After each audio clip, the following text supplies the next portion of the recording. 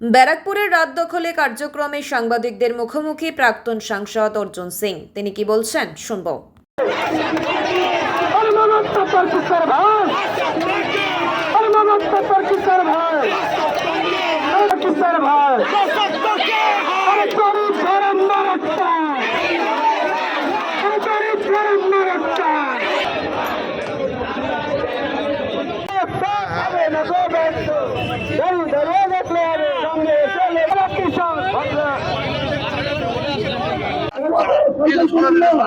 আমাদের জুনিয়র ডাক্তাররা এটা অভূতপূর্ব আন্দোলন করে যেভাবে ক্যালকাটা পুলিশ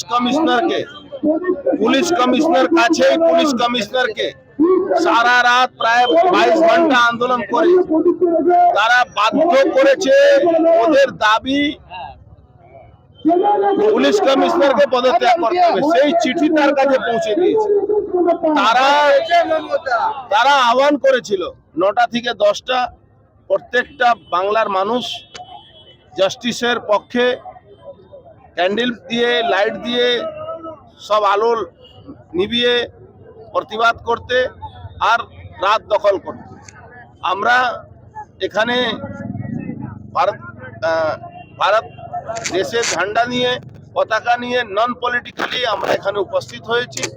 আমরা এই জাস্টিসের যাতে পায় আমাদের বোন, আমাদের ঘরের মেয়ে, তার জন্যে যারাই লড়াই লড়বেন, যে সামাজিক সংগঠন লড়াই লড়বে, এখানে কোনো দল কোনো রাজনীতি ব্যাপার নয়, যারাই লড়াই, আমাদের রাজনীতি লড়াই আলাদা, কিন্তু যারা রাজনীতি বাদ দিয়ে যে সংগঠনই এই দাবিটা রাখছে সেই সংগঠনের আহ্বানে আমরা প্রত্যেকটা লড়াইতে আমরা উপস্থিত হয়েছি, তার সমর্থন জানাই। আগামীকাল সুপ্রিম কোর্টের রায় ছিল, সেই রায় স্থগিত হয়েছে।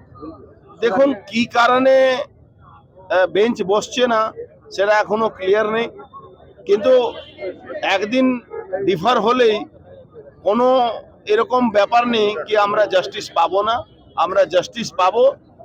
আর যদি কেউ মনে করে, যে কেউ লোক হোক, কি ভাবতে পারে কি আমরা ওই যেরকম ডিএ ডিলে হচ্ছে, ডিএ ডিসিশন ডিলে হচ্ছে বা চাকরির ডিসিশন ডিলে হচ্ছে সুপ্রিম কোর্টে, সেরকম আমাদের এই বনের জাস্টিসের ডিলে হবে, সেটা কিন্তু সারা বাংলা নয় সারা ভারতবর্ষে কিন্তু একটা ব্যাপকভাবে আগুন জ্বলবে।